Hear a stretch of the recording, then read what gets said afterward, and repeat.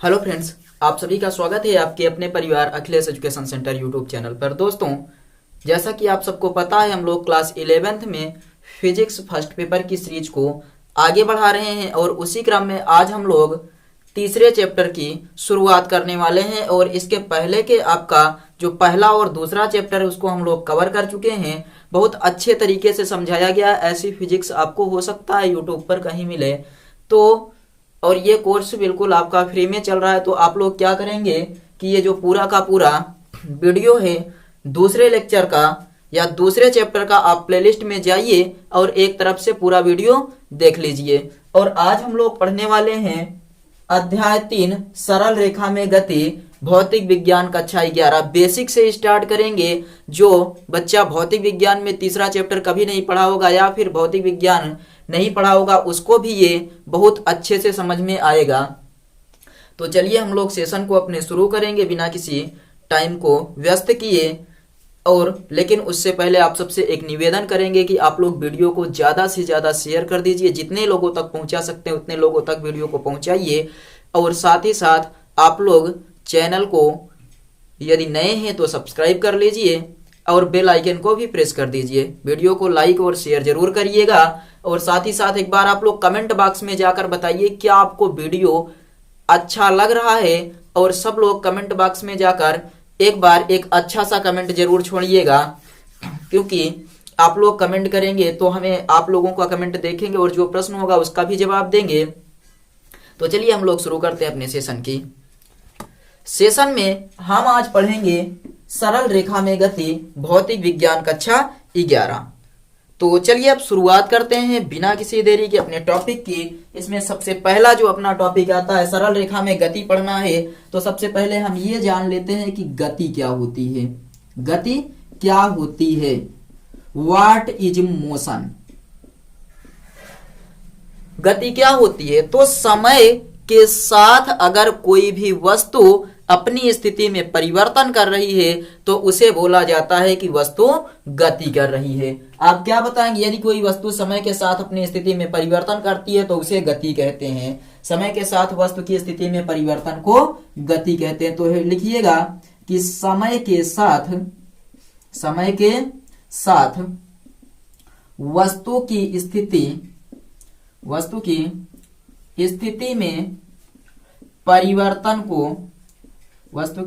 में परिवर्तन को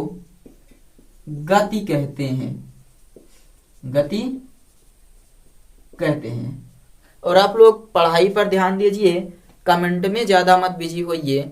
एक काम करिए, जो लोग सीरियस होकर पढ़ाई करना चाहते हैं वो कमेंट को ऑफ कर दें, लाइव चैट को ऑफ कर दें और उसके बाद फिर अच्छे से पढ़ाई करें। जहां पर आपको समस्या आती है लाइव चैट ऑन कीजिए, अपनी समस्या को शेयर करिए। या फिर अभी नहीं कर पा रहे हैं तो आप लोग ऑफलाइन क्लास में समस्या बताइए, या दूसरा काम ये कर सकते हैं कमेंट बॉक्स में जाकर अपनी समस्या को छोड़िए। आपके सभी सवालों का जवाब दिया जाएगा। लेकिन आप लोग अगर सीरियस होकर पढ़ाई करना चाहते हैं तो कमेंट को बंद करके रखिए।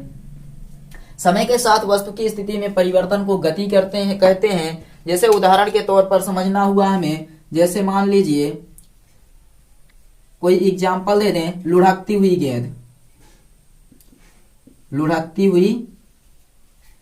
गेंद, गति करती हुई कार या चलती हुई कार, ये क्या कर रही है? समय के साथ साथ अपनी स्थिति में परिवर्तन कर रही है। तो इसे हम लोग क्या बोलेंगे? इसे हम लोग गति कहेंगे। तो आई थिंक गति आपको समझ में आया होगा। अब विराम क्या होता है? गति का उल्टा होता है कि यदि वस्तु, जिसे हम लोग बोलते हैं स्टॉप, यदि समय के साथ वस्तु की स्थिति में कोई परिवर्तन ना हो तो उसे हम विराम कहते हैं। क्या लिखेंगे? आप परिभाषा बनाएंगे, समय के साथ वस्तु की स्थिति में कोई परिवर्तन ना हो, समय के साथ वस्तु की स्थिति में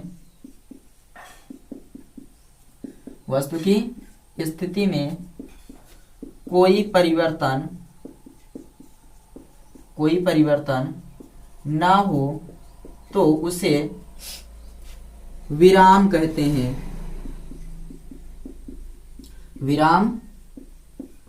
हैं। जैसे रुका हुआ पत्थर आप बता सकते हैं कि कहीं पर रुका हुआ पत्थर है, जैसे रुका हुआ पत्थर, या कह सकते हैं रुकी हुई गाड़ी, रुकी हुई कार।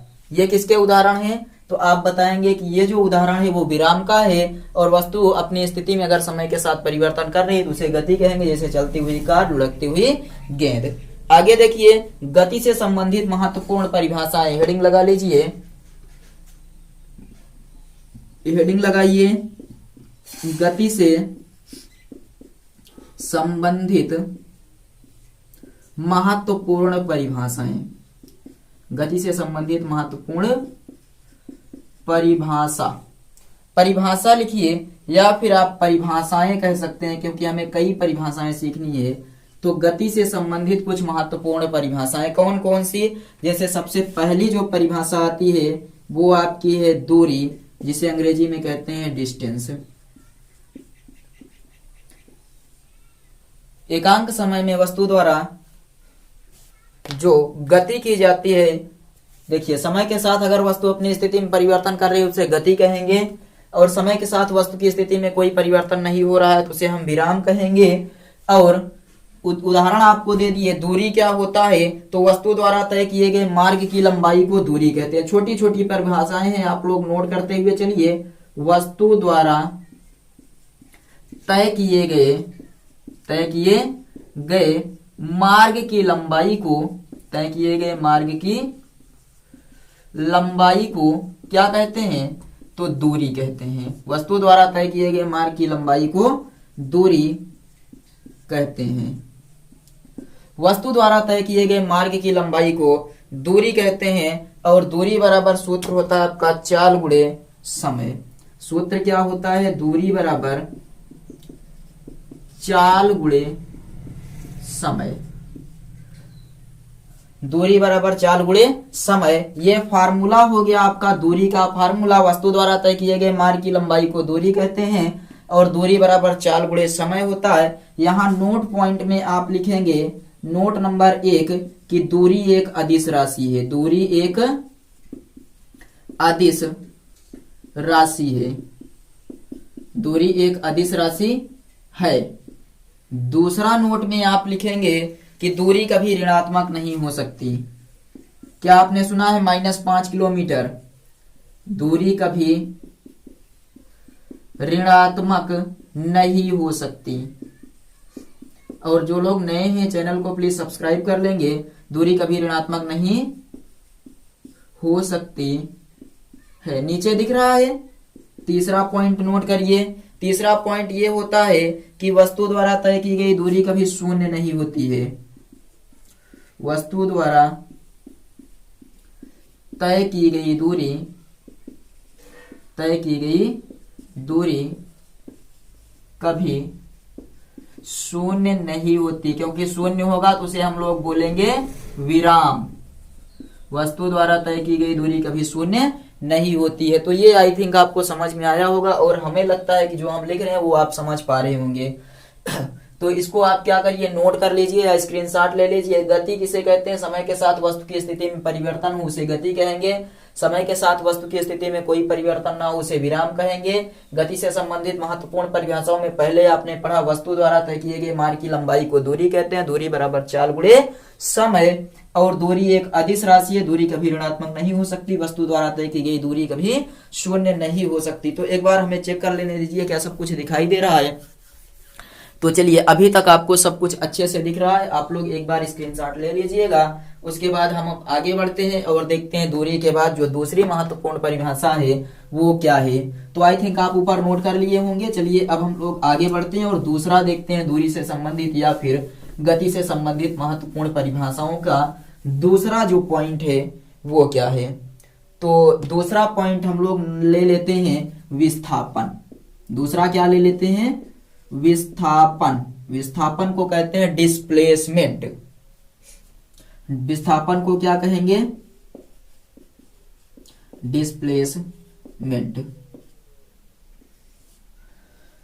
विस्थापन को हम लोग डिस्प्लेसमेंट कहते हैं और दूरी को हमने क्या बताया, डिस्टेंस। वस्तु द्वारा तय किए गए मार्ग की लंबाई को दूरी कहते हैं। विस्थापन को कैसे परिभाषित करेंगे, तो किसी भी वस्तु की अंतिम स्थिति एवं प्रारंभिक स्थिति के बीच की न्यूनतम दूरी को, किसी वस्तु की अंतिम स्थिति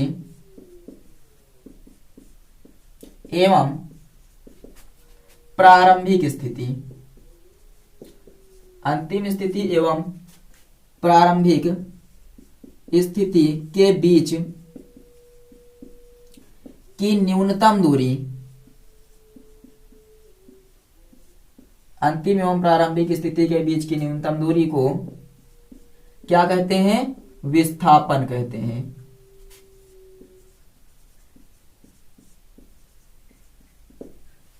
किसी भी वस्तु की अंतिम स्थिति एवं प्रारंभिक स्थिति के बीच की न्यूनतम दूरी को विस्थापन कहते हैं। विस्थापन बराबर होता है अंतिम स्थिति माइनस प्रारंभिक स्थिति। विस्थापन बराबर अंतिम स्थिति माइनस प्रारंभिक स्थिति। विस्थापन बराबर अंतिम स्थिति माइनस प्रारंभिक स्थिति। और जो दूसरा फार्मूला होता है विस्थापन बराबर वेग गुणे समयांतर। विस्थापन बराबर क्या होता है, वेग गुणे समयांतर। अब इसके बारे में हम लोग नोट पॉइंट देखेंगे कि हमें नोट क्या क्या लिखना चाहिए। तो आप नोट में यही एक बता सकते हैं कि नोट नंबर 1 जो है आपका वो है विस्थापन बराबर वेग गुणे समयांतर।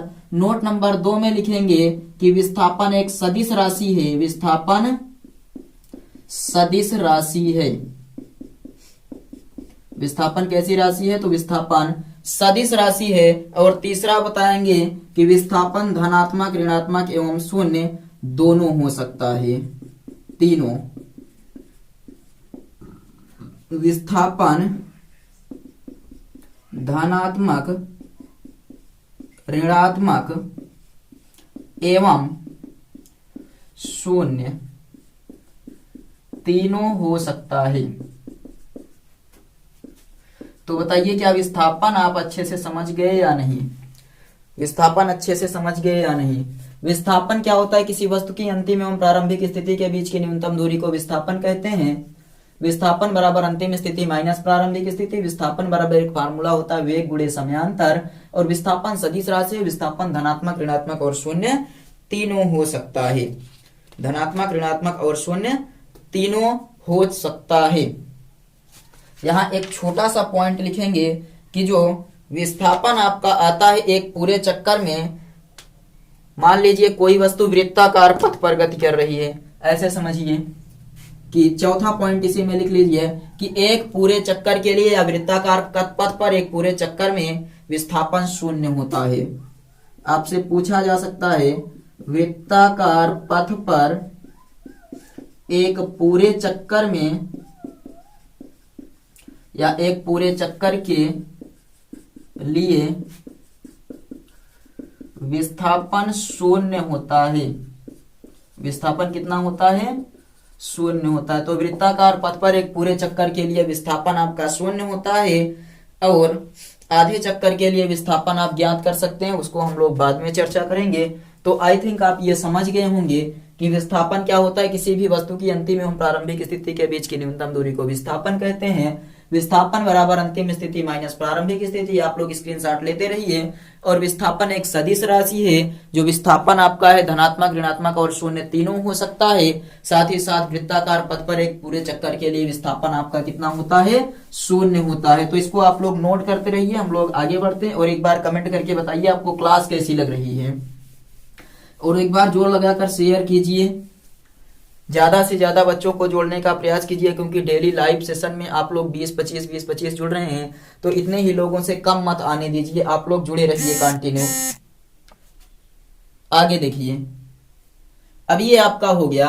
अब इसके बाद तीसरे पॉइंट पर हम चर्चा करते हैं। जो आपका तीसरा पॉइंट है वो हम लोग ले लेते हैं चाल। तीसरा पॉइंट क्या ले लेते हैं, चाल। और चाल को अंग्रेजी में कहते हैं स्पीड। चाल को अंग्रेजी में क्या कहते हैं, स्पीड। तो देखते हैं स्पीड क्या होता है, बताया जाए स्पीड क्या होता है। तो आप लोग बताएंगे एकांक समय में तय की गई दूरी को वस्तु की चाल कहते हैं। एकांक समय में तय की गई दूरी को, एकांक समय में तय की गई दूरी को वस्तु की चाल कहते हैं। एकांक समय में तय की गई दूरी को वस्तु की चाल कहते हैं। आई थिंक आपको समझ में आया होगा। चाल बराबर फार्मूला लिख लीजिए कि जो चाल बराबर फार्मूला होता है वो है दूरी बटे समय। और यही आपको बताया गया कि यदि समय को एकांक कर दें तो चली गई दूरी ही वस्तु की चाल कहलाती है। एकांक समय में तय की गई दूरी को वस्तु की चाल कहते हैं। तो यहां से आप याद रखिएगा कि एकांक समय में तय की गई दूरी को वस्तु की चाल कहते हैं। चाल के बारे में नोट पॉइंट में आप लिखेंगे, चाल के बारे में नोट पॉइंट में नोट नंबर 1 लिखिए कि जो चाल आपकी होती है, चाल एक अदिश राशि है। क्या है, चाल एक अदिश राशि है। दूसरा पॉइंट, इसका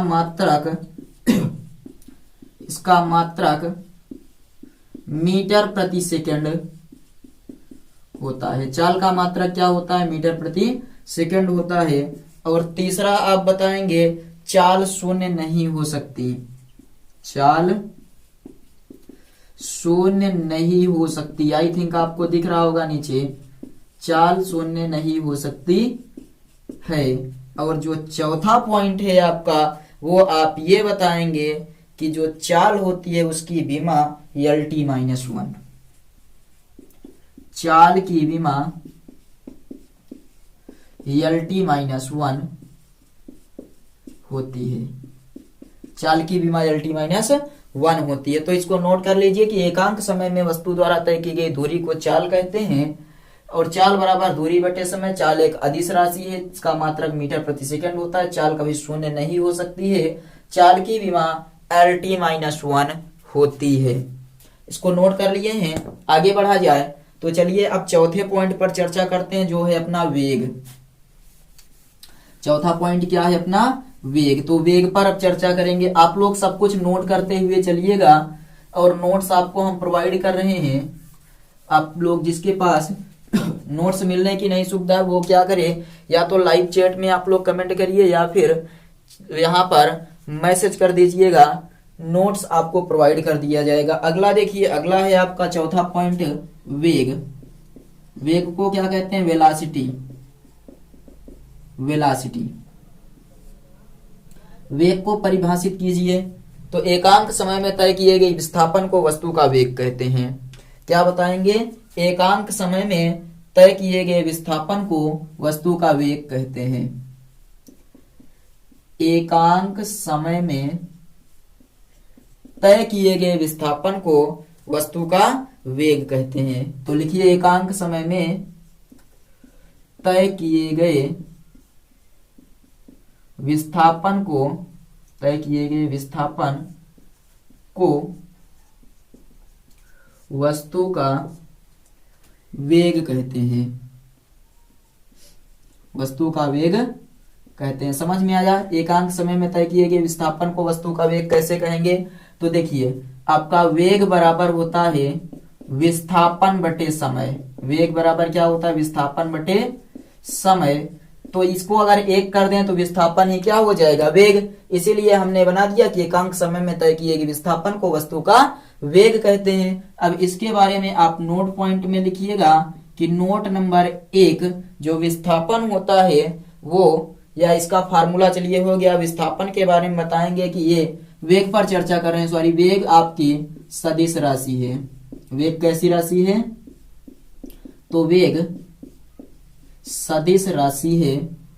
दूसरा पॉइंट, जो वेग होता है आपका वो शून्य हो सकता है।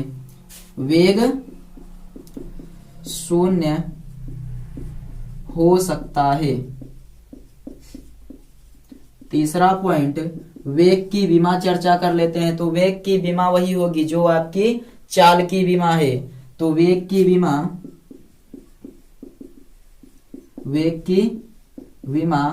LT-1 होती है। वेग की विमा क्या होती है? LT-1। और चौथा पॉइंट अगर आप बताएं तो इसका मात्रक बता दीजिए कि इसका मात्रक जो होता है वो वेग का मात्रक मीटर प्रति सेकंड होता है। तो आई थिंक ये आपको समझ में आ गया होगा। बताइए समझ में आया? कमेंट करके बताइए। अब आप लोग कमेंट करिए कि आपके समझ में आया कि एकांक समय में तय किए गए विस्थापन को वस्तु का वेग कहते हैं। वेग एक सदिश राशि है, वेग शून्य हो सकता है। वेग की विमा LT-1 होती है और वेग का मात्रक मीटर प्रति सेकंड होता है। आप लोग नोट करिए। एक बार आप लोगों का वीडियो हम देख लेते हैं। तो वीडियो वगैरह सब कुछ ठीक ठाक चल रहा है, आप लोग जल्दी से नोट करिए।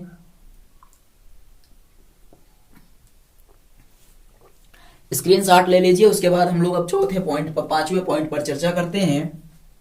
पांचवा पॉइंट है अपना औसत चाल।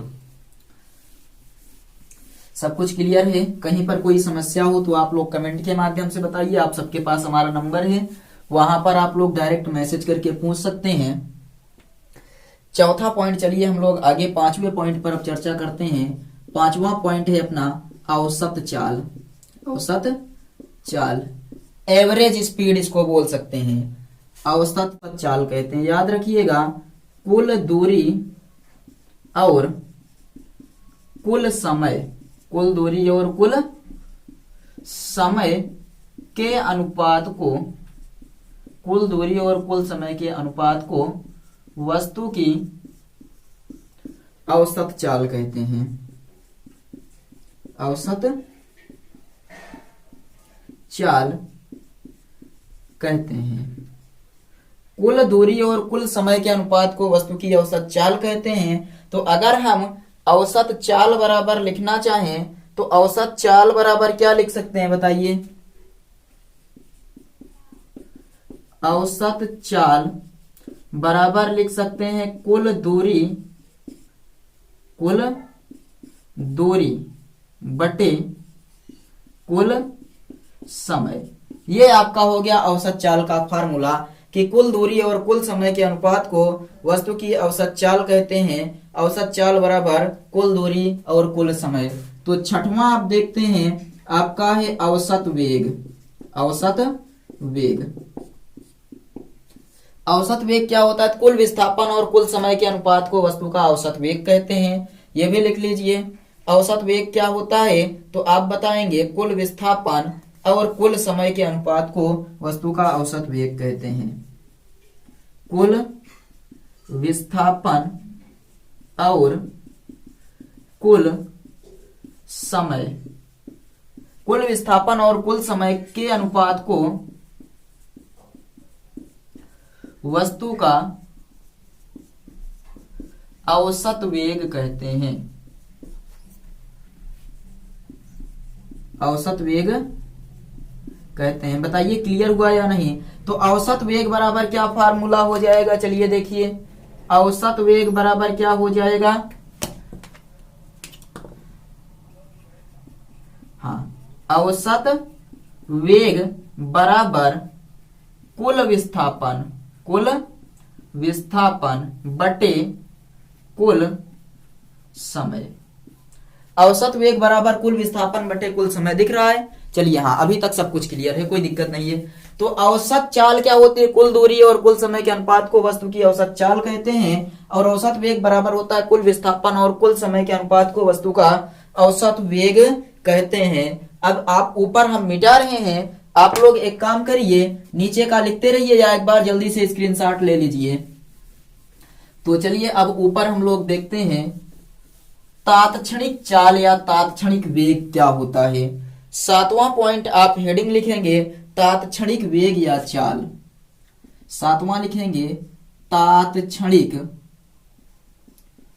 वेग या चाल। दोनों एक ही चीजें हैं। अब तात्क्षणिक वेग या तात्क्षणिक चाल एक ही चीजें हैं। तो तात्क्षणिक वेग v बराबर होता है आपका वेग बराबर विस्थापन बटे समय। विस्थापन को हम लोग किससे लिखते हैं, डेल्टा एस। तो आप यहां बताएंगे लिमिट, लिमिट का मतलब होता है तात्क्षणिक मतलब सूक्ष्म समय में, सूक्ष्म समय में। तो t टेंस टू 0 यानी कि t बराबर कितना समय लगा, 0, delta S upon delta T. Yes क्या है, विस्थापन या स्पीड, और टी क्या है, समय।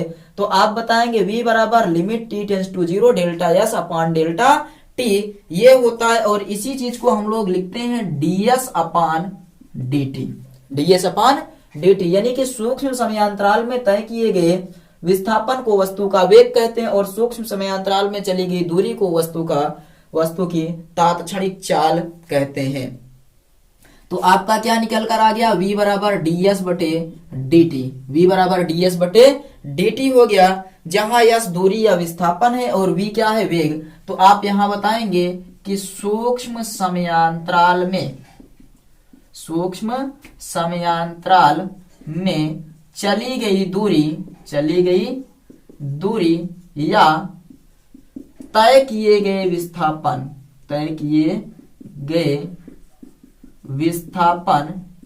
को वस्तु की तात्क्षणिक चाल या वेग कहते हैं, तात्क्षणिक चाल या तात्क्षणिक ऐसे क्षणिक लिखिएगा,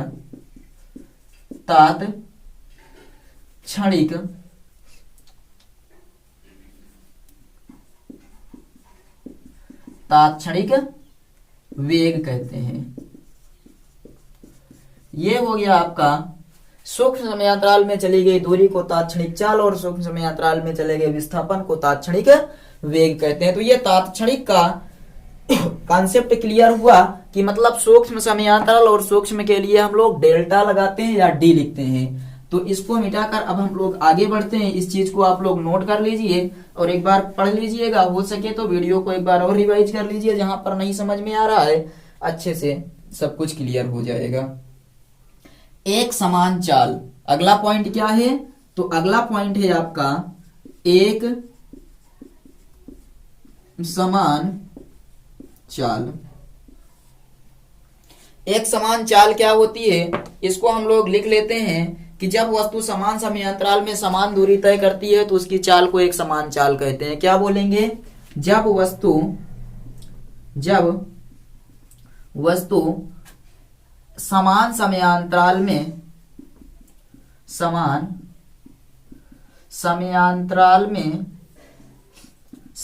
दूरी तय करती है, समान समयांतराल में समान दूरी तय करती है, तो उसकी चाल को एक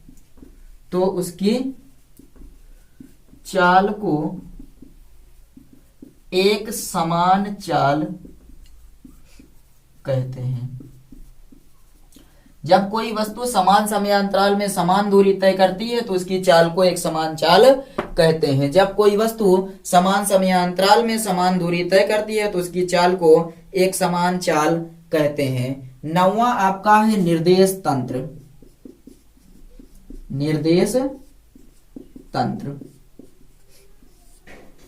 निर्देश तंत्र क्या होता है, तो तीन समकोणिक अक्ष एक दूसरे पर लंब होते हैं। याद रखिएगा क्या होता है कि तीन समकोणिक अक्ष एक दूसरे पर लंब होते हैं। तीन समकोणिक अक्ष एक दूसरे पर लंब होते हैं। तीन समकोणिक अक्ष एक दूसरे पर लंब होते हैं, इन्हें समकोणिक निर्देशांक कहते हैं। इन्हें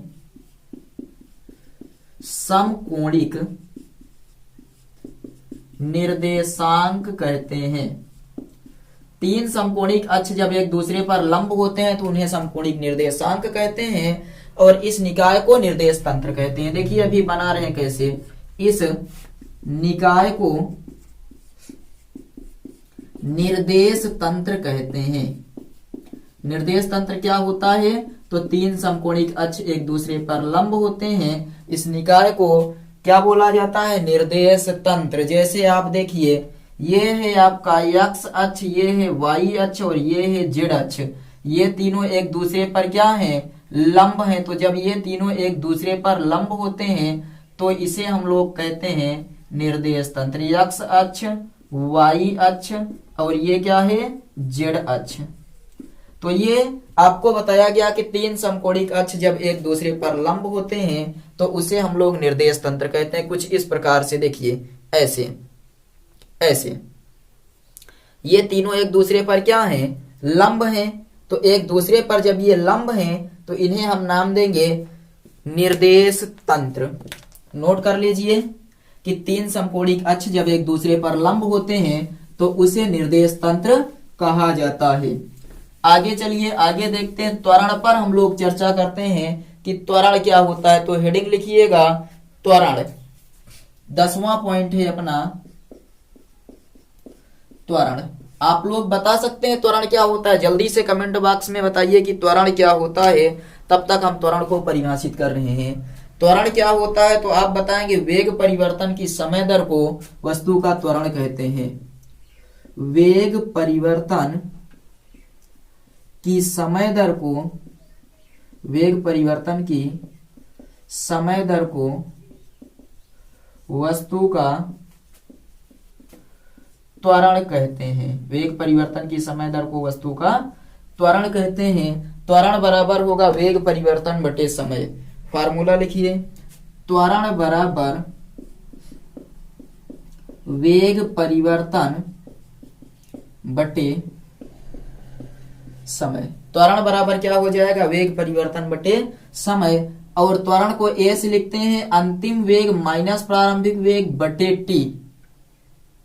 और समयांतर यहां कहते हैं समयांतर। तो ए बराबर अंतिम वेग माइनस प्रारंभिक वेग को हम लोग लिख देंगे डीवी बाई dt, यानी वेग परिवर्तन बटे समयांतर को वस्तु का क्या बोलेंगे? त्वरण बोलेंगे। तो ए बराबर ये आपका फार्मूला आ गया dv बाई dt। अगला चलिए लिखते हैं। आई थिंक आपको ये तो क्लियर हुआ होगा। अब हम लोग तात्क्षणिक त्वरण के बारे में बात करते हैं कि जो सूक्ष्म समयांतराल में उत्पन्न त्वरण होता है उसे ही बोलते हैं तात्क्षणिक त्वरण। एक बार बताइए सब कुछ समझ में आ रहा है? और आप लोग नए हैं तो चैनल को प्लीज सब्सक्राइब जरूर कर लीजिएगा। आगे चलिए हम लोग देखते हैं 11वां पॉइंट जो आपका है वो है तात्क्षणिक त्वरण। तात्क्षणिक त्वरण। तात्क्षणिक त्वरण क्या होता है? तो देखिए, तात्क्षणिक त्वरण आपका होता है सूक्ष्म समयांतराल में, इसी परिभाषा को हम लोग सूक्ष्म समयांतराल में लिखेंगे। सूक्ष्म समयांतराल में वेग परिवर्तन की समय दर को वस्तु का तात्क्षणिक त्वरण कहते हैं। तो आप लिखना चाहें तो लिख लीजिए कि सूक्ष्म समयांतराल में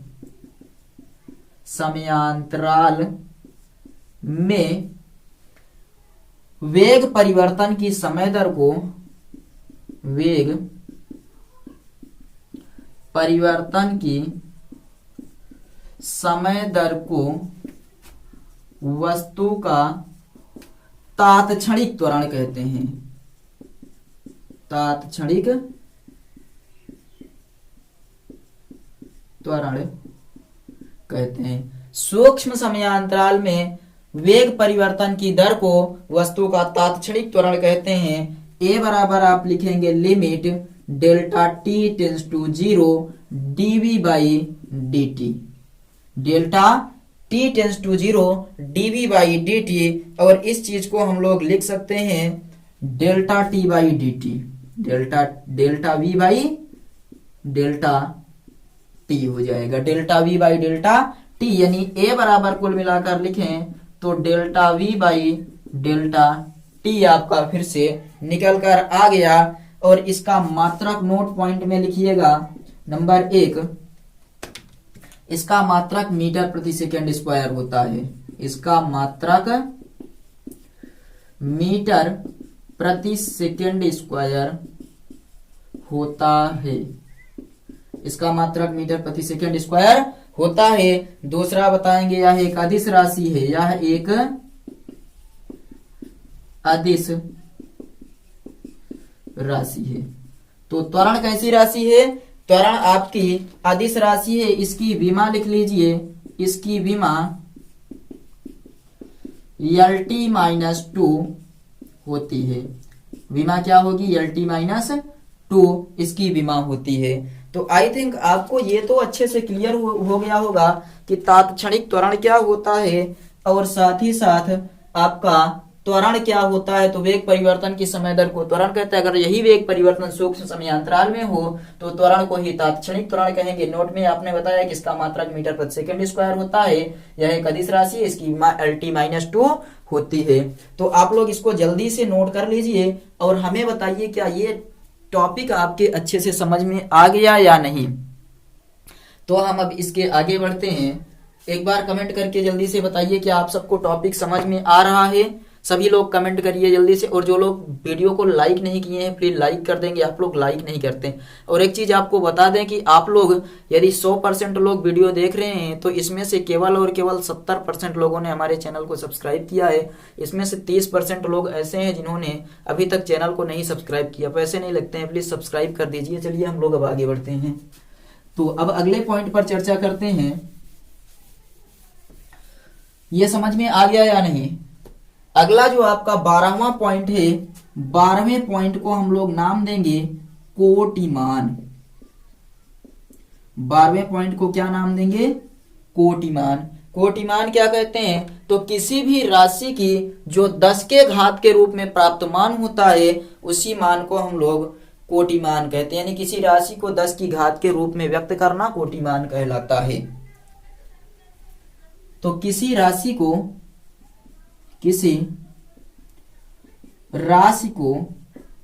10 की घात के रूप में व्यक्त करना कोटिमान कहलाता है। कोटिमान कहलाता है। तो आप लोग किसी भी राशि को अगर 10 की घात के रूप में लिखते हैं तो वही जो 10 की घात के रूप में प्राप्त मान होता है वही उस राशि का कोटिमान होता है। तो अब आप लिखिएगा कोटिमान ज्ञात करने के नियम। हेडिंग लिखिए कोटिमान ज्ञात करने का नियम। चलिए लिखिए कोटिमान ज्ञात करने का नियम। कोटिमान ज्ञात करने का नियम। नियम नंबर 1। नियम नंबर 1 में जो आप बताएंगे वो है दी गई राशि को 10 की घात के रूप में लिखते हैं। सबसे पहले आप क्या करेंगे कि दी गई राशि को 10 की घात के रूप में लिखते हैं। सबसे पहले आप क्या करेंगे? दी गई राशि को 10 की घात के रूप में लिखिए। और उसके बाद जो दूसरा पॉइंट आप बताएंगे, यदि पूर्णांक 3.16 से बड़ा हो, यदि पूर्णांक 3.16 से क्या हो? बड़ा हो। आपका जो पूर्णांक है यदि वो 3.16 से बड़ा होगा तो हम क्या करेंगे? तो बताएंगे कि यदि 3.16 से बड़ा हो तो कोटिमान के लिए 10 की घात में 1 जोड़ देते हैं। हो तो कोटिमान के लिए 10 की घात में क्या करते हैं? 1 जोड़ देते हैं। अभी एग्जाम्पल से आपको समझा रहे हैं कि यदि पूर्णांक 3.16 से बड़ा हो तो कोटिमान के लिए 10 की घात में 1 जोड़ देते हैं। और यदि पूर्णांक 3.16 से छोटा हो और यदि पूर्णांक 3.16 से छोटा हो तो 10 की घात में कोई परिवर्तन नहीं करते हैं। कोई परिवर्तन नहीं करते हैं।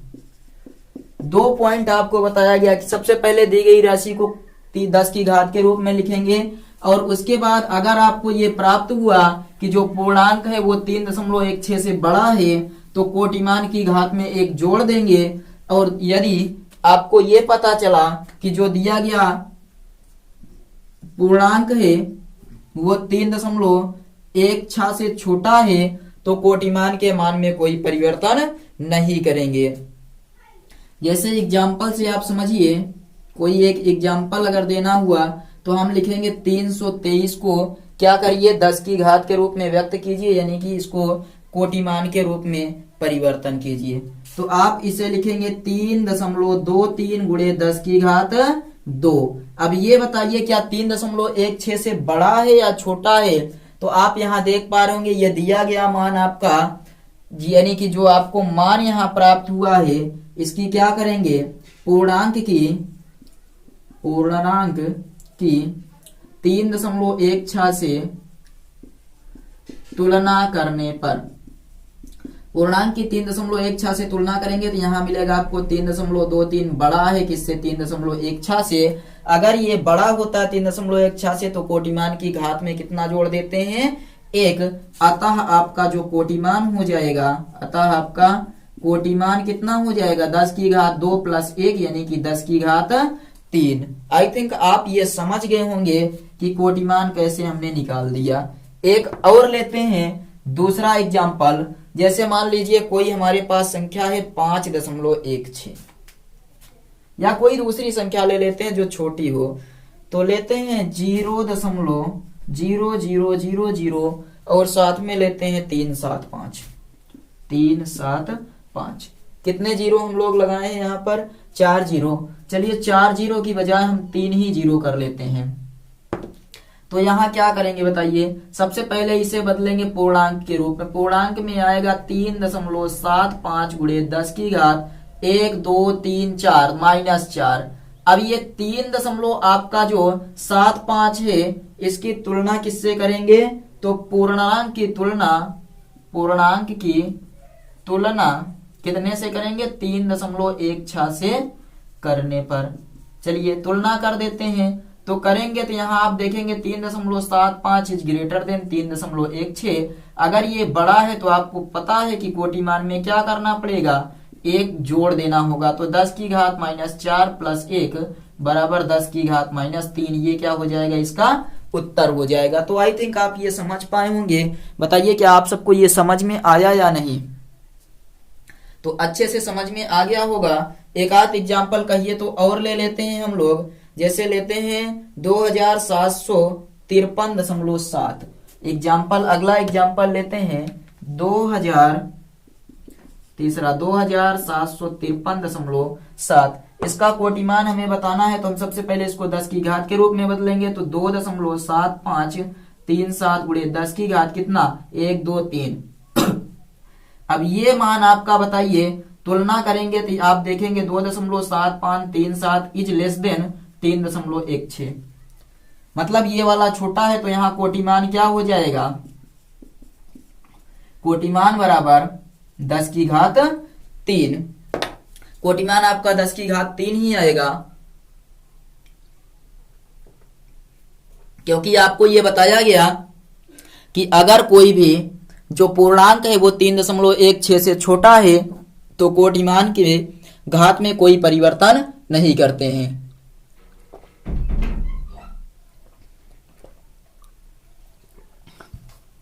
कमेंट करके बताइए कोटिमान का कॉन्सेप्ट समझ में आया या नहीं। तो कोटिमान आई थिंक आपको समझ में आ गया होगा। अब चलिए हम लोग इसके आगे पढ़ते हैं और चर्चा करते हैं गति के समीकरणों पर। अब ये चर्चा किस पर होगी, गति के समीकरणों पर। तो आप लोग एक काम करिए, अब हेडिंग लिखिए गति के समीकरण। गति के समीकरण हेडिंग लिखिएगा गति के समीकरण। के गति के कितने समीकरण होते हैं, 3 समीकरण। कौन कौन से, तो पहला v बराबर u प्लस at, v बराबर u प्लस at। दूसरा s बराबर ut plus half at square. और तीसरा होता है v स्क्वायर बराबर u स्क्वायर माइनस 2as। ये गति के समीकरण हैं। अब इनमें देख लीजिए कौन चीज क्या होता है। जैसे आपसे पूछा जाए कि इसमें बताइए u क्या है, तो u है आपका प्रारंभिक वेग। u क्या है? प्रारंभिक वेग। v क्या है? तो v आपका है अंतिम वेग।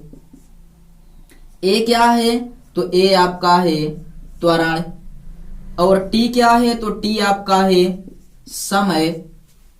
और यश क्या है? तो यश है t सेकंड में चली गई दूरी। t सेकंड में चली गई दूरी। और कुछ बच रहा है? सब कुछ आपका क्लियर हो गया। इसका निगमन हमें करना है। चलिए प्रथम समीकरण लेते हैं सबसे पहले। गति के प्रथम समीकरण का निगमन। सब कुछ पता चल गया, तो यहां अब आप हेडिंग लिखेंगे निगमन। और निगमन में कौन सा समीकरण? प्रथम समीकरण। पहले समीकरण का हमें सबसे पहले निगमन करना है। तो पहले समीकरण के निगमन करने के लिए हम ये मान लेते हैं कि माना किसी पिंड का प्रारंभिक वेग u है। माना किसी पिंड का प्रारंभिक वेग u है तथा t सेकंड पश्चात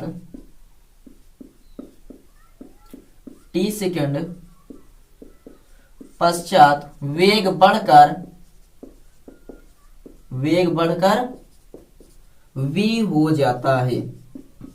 माना किसी वस्तु का प्रारंभिक वेग u है तथा t सेकंड पश्चात वेग बढ़कर कितना हो जाता है? v हो जाता है।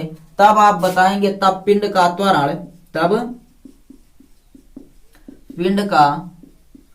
त्वरण a बराबर फार्मूला क्या होता है?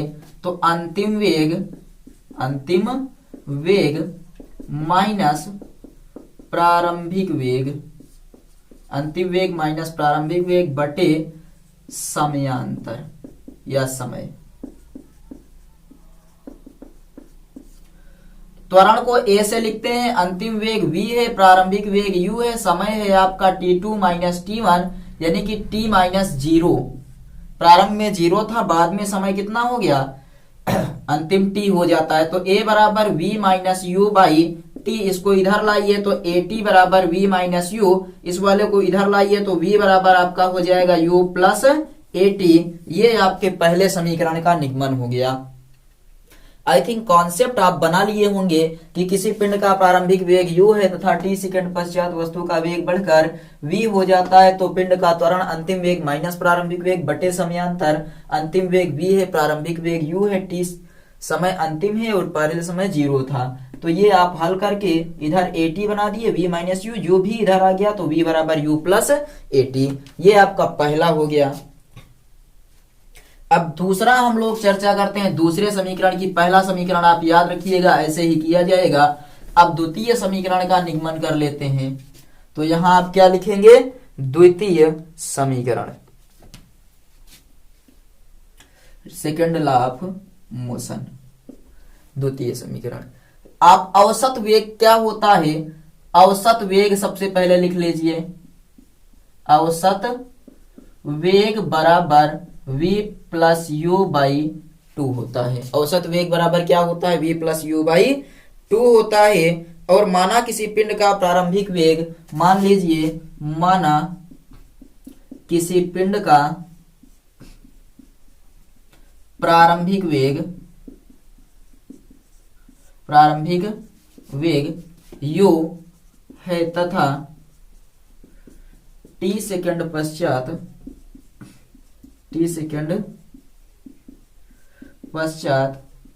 वेग बढ़कर कितना हो जाता है?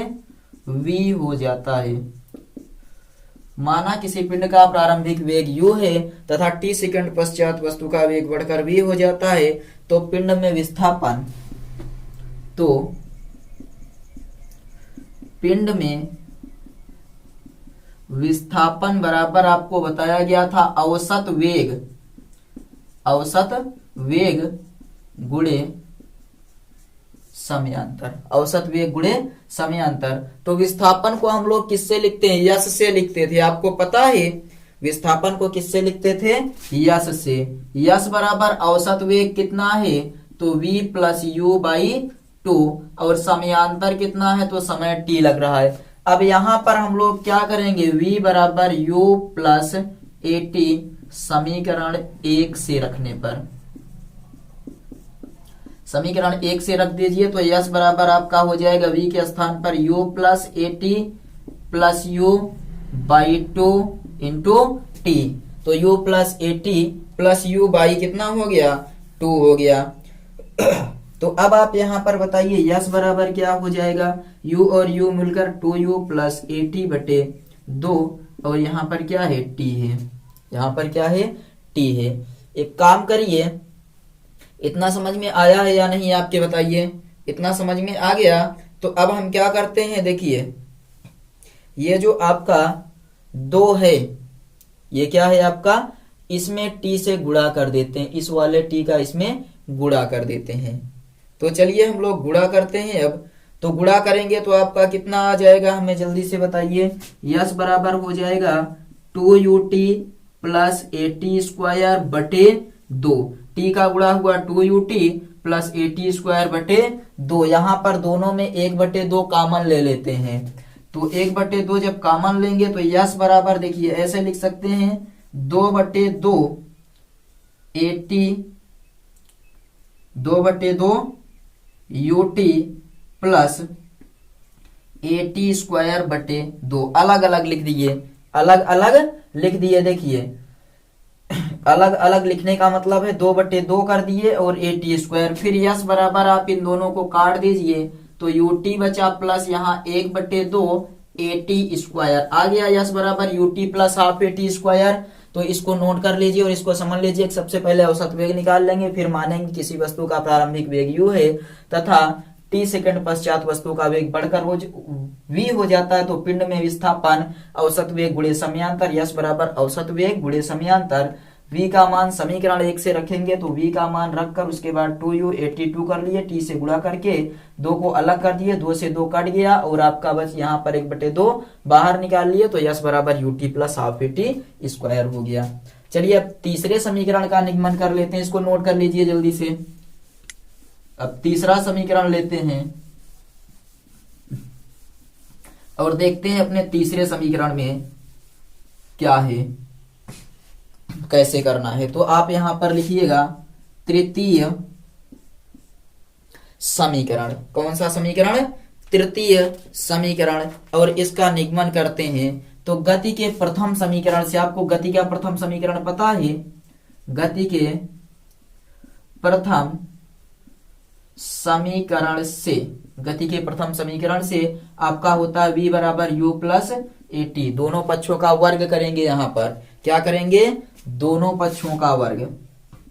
तो दोनों पक्षों का वर्ग करने पर, वर्ग करेंगे तो v स्क्वायर बराबर हो जाएगा u प्लस at का होल स्क्वायर। होगा या नहीं बताइए? u प्लस at का होल स्क्वायर हो जाएगा। और यहां पर जब फार्मूला लगाएंगे v स्क्वायर बराबर u square plus a square t square plus 2 ab होता है। देखिए a square b square plus 2 ab, तो इतना आ गया। अब यहां हम लोग क्या करते हैं? देखिए एक काम कर सकते हैं कि यहां पर आप देखिए u स्क्वायर लिखा है, a square t square 2u at है। अब क्या करेंगे? तो इस वाले को बीच में ला लेते हैं, इस वाले को उधर भेजते हैं। एक को बीच में ला लेते हैं और एक को उधर भेज देते हैं दूसरी तरफ। तो चलिए ला लेते हैं v स्क्वायर बराबर u square plus 2u at plus a square t square. v square बराबर u स्क्वायर ऐसे रहने देते हैं, प्लस यहां से कॉमन लेते हैं। हम क्या कॉमन लेंगे? तो 2 कॉमन ले लीजिए और क्या कॉमन ले लीजिए? a कॉमन ले लीजिए। यहाँ क्या बच गया? ut प्लस, यहाँ 2 नहीं है तो 1/2 at स्क्वायर कर देंगे। v स्क्वायर बराबर आपका हो गया u स्क्वायर प्लस 2a, और ये क्या होता है? इसका समीकरण ut plus half at square बराबर यस होता है। तो v स्क्वायर बराबर आपका आ गया u स्क्वायर प्लस 2as, यहाँ पर प्लस होगा ध्यान दीजिएगा, ये माइनस नहीं रहेगा। v स्क्वायर बराबर u स्क्वायर प्लस 2as, ये डेरिवेशन हो गया। तो यहाँ पर आप प्लस लिखिएगा, माइनस नहीं होगा, ये प्लस में आपने डेरिवेट कर लिया है। और आई थिंक आपको ये तृतीय समीकरण भी अच्छे से समझ में आ गया होगा। एक बार कमेंट करके बताइए क्या तीसरा समीकरण आपको समझ में आया? तीसरा समीकरण आपके समझ में आ गया या नहीं? तो अब आप आगे एक और पॉइंट समझ लीजिए, ये आपके काम की चीज है। और उसके बाद फिर हम लोग अब आगे देखते हैं।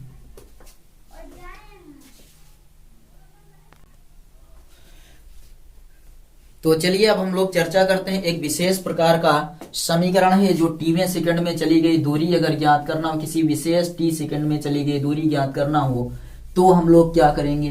तो ये भी गति के समीकरण में भी ही आता है, लेकिन आप क्या बताएंगे, यहाँ पर हेडिंग थोड़ी अलग लिखेंगे कि गतिमान वस्तु के द्वारा टीवें सेकंड में चली गई दूरी ज्ञात करना।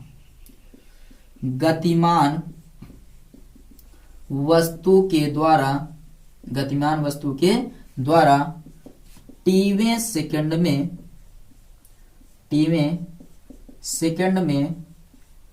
चली गई दूरी ज्ञात करना।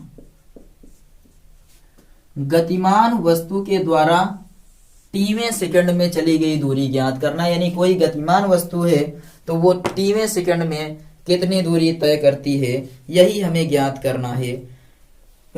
तो टीवें सेकंड में चली गई दूरी जो आपकी होती है वो होती है टी सेकंड में चली गई दूरी माइनस टी माइनस 1 सेकंड में चली गई दूरी। तो आप यहां लिखेंगे हमें क्या ज्ञात करना है, टीवें सेकंड में चली गई दूरी। तो यहां पर हम डायरेक्ट लिख रहे हैं क्या, टीवें सेकंड में चली गई दूरी। तो लिखिए टीवें सेकंड में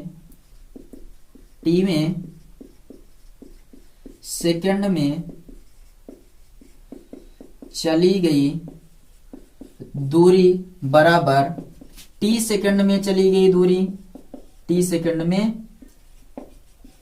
चली गई दूरी माइनस टी माइनस 1 सेकंड में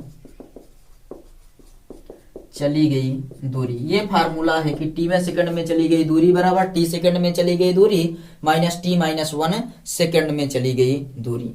मान रखते हैं टी सेकंड में चली गई दूरी यस बराबर क्या होता है, UT plus half eighty square, ये पता है आपको, माइनस टी माइनस 1वें सेकंड में चली गई दूरी क्या हो जाएगा। तो जहां जहां पर टी लिखा है वहां पर हम लिखेंगे टी माइनस 1। तो यू और उसके बाद T minus 1 plus 1/2 A T minus 1 का होल स्क्वायर। ये क्लियर हुआ। जहां जहां पर टी है हमने वहां वहां पर क्या लिख दिया, तो टी माइनस 1 लिख दिया।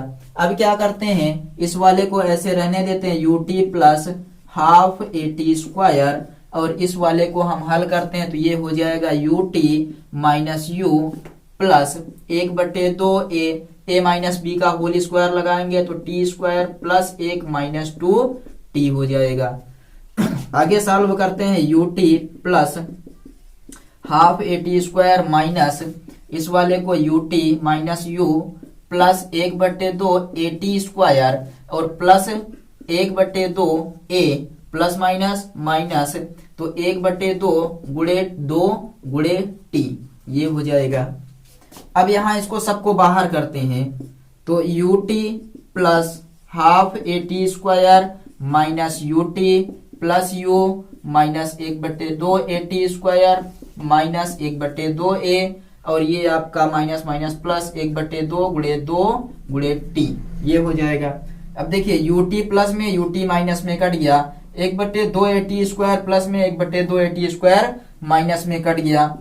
आपके पास क्या बचा, u बचा है, यहां से ये भी कट जाएगा, माइनस 1/2 ए बचा है, और उसके बाद फिर क्या बचा है, देखिए माइनस 1/2 ए बचा है, और ये वाला आपका प्लस हो गया था, यहाँ पर कितना बचा है गुणे टी, ये प्लस में है तो यहाँ प्लस आपका कितना बच गया, टी बच गया। बताइए ये समझ में आया कि नहीं, u माइनस 1/2 और साथ ही साथ आपके पास क्या बचा है, टी बचा है। तो यो -1/2 और साथ ही साथ आपका क्या बचा है, टी बचा है।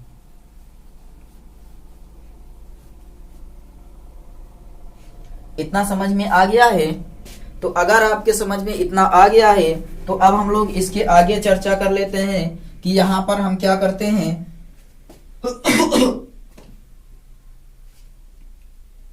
कुछ और बचा है क्या आपके पास? देखिए एक बार मिला लेते हैं कि ut plus half A T square minus ut plus u -1/2 A T square minus उसके बाद आपका हो जाएगा -1/2 a प्लस 1/2 गुणे 2t। ठीक है, u -1/2 a आपके पास बचा, u -1/2 a आपके पास बचा और ये बगल में t बचा है। तो इसको ऐसे कर लेते हैं, देखिए u प्लस t -1/2 a।